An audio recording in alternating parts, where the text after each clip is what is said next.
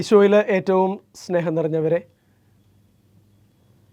ഒരിക്കൽ ഒരു സുഹൃത്തിൻ്റെ ജന്മദിനത്തിൻ്റെ അന്ന് അവനിട്ടൊരു വാട്സപ്പിലൊരു സ്റ്റാറ്റസ് ഉണ്ട്. ഒരു ചെറിയ ഒരു മിഠായി, അതിൻ്റെ അടിയിൽ കുറച്ച് സ്നേഹം നിറഞ്ഞ കുറിപ്പുകൾ. അപ്പോൾ ഞാൻ അവനോട് ചോദിച്ചു, എന്താണ് ഇത്ര പ്രത്യേകത? അവൻ പറഞ്ഞു, ഇതെനിക്ക് കിട്ടിയത് വളരെയധികം സർപ്രൈസായിരുന്നു. കാരണം വർഷങ്ങൾക്ക് മുമ്പ് ഞങ്ങൾ 2 സുഹൃത്തുക്കളായിട്ട് നല്ല രീതിയിൽ പോയി. പക്ഷേ ഇടയ്ക്ക് വെച്ച് എപ്പോഴോ തിരക്കുകൾ മൂലം ഞങ്ങൾ പിരിഞ്ഞുപോയി. പക്ഷേ എൻ്റെ ബർത്ത്ഡേയുടെ അന്ന് ഒരു ചെറിയ മിഠായിയും അതിൻ്റെ അടിയിൽ കുറച്ച് ബർത്ത്ഡേയുടെ ആശംസാ വചനങ്ങളുമായിട്ട് എനിക്കൊരു ഗിഫ്റ്റ് കിട്ടി. എൻ്റെ ജീവിതത്തിൽ മനോഹരമായ ഒരു സർപ്രൈസ് ആയിരുന്നു എന്ന് അവൻ പറഞ്ഞത് ഓർക്കുന്നുണ്ട്. ഇന്ന് നമ്മൾ ആഗമനകാലത്തിലെ 4-ാം ഞായറിലേക്ക് പ്രവേശിക്കുകയാണ്. ആഗമനകാലത്തിലെ 4-ാം ഞായറിനപ്പുറം ഒരു ദിവസങ്ങൾക്കപ്പുറം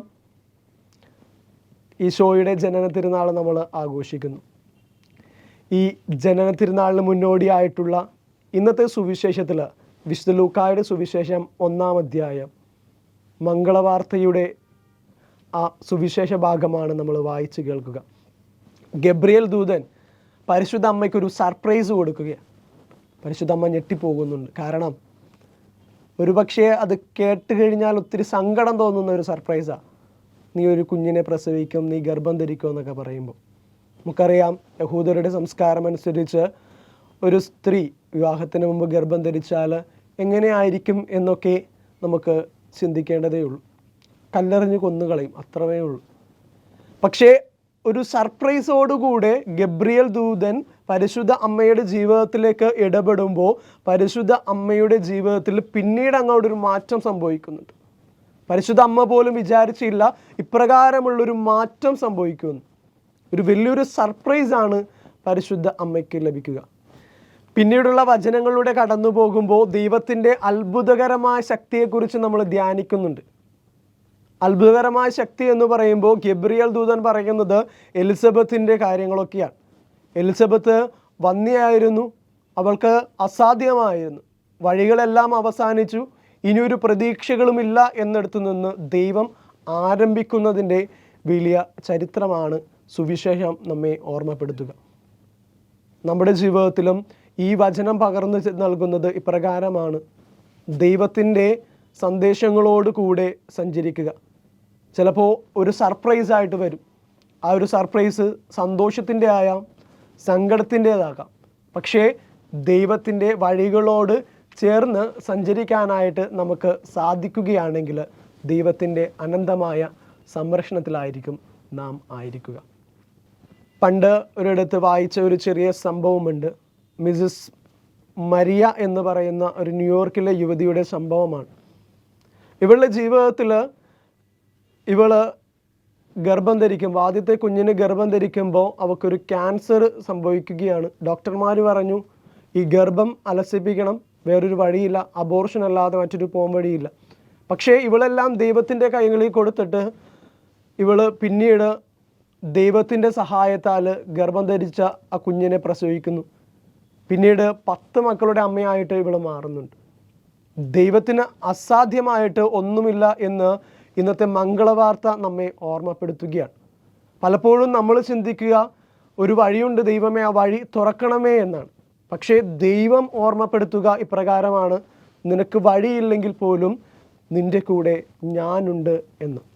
അങ്ങനെ മറ്റുള്ളവരുടെ ജീവിതത്തിൽ ദൈവത്തിൻ്റെ വഴിയായിട്ട് മാറാനുള്ള ഒരു ക്ഷണമാണ് നമുക്ക് സുവിശേഷം നൽകുക. മാലാഖ പരിശുദ്ധ അമ്മയുടെ അടുത്ത് പറഞ്ഞതും വലിയൊരു സമ്മാനവുമായിട്ടാണ്. കാരണം ദൈവപുത്രൻ്റെ അമ്മ. അതിനു മുമ്പ് എലിസബത്തിനെ സന്ദർശിക്കുമ്പോൾ എലിസബത്തിൻ്റെ ജീവിതത്തിലും മാലാഖ ഒരു സമ്മാനം കൊടുക്കുന്നു. കാരണം കുഞ്ഞില്ലാതെ സങ്കടപ്പെട്ടിരുന്ന എലിസബത്ത്. നമുക്കറിയാം, എലിസബത്തിൻ്റെ ഭർത്താവ് ഒരു പുരോഹിതനായിരുന്നു, ദൈവത്തെ എന്നും ശുശ്രൂഷിച്ചവനാണ്.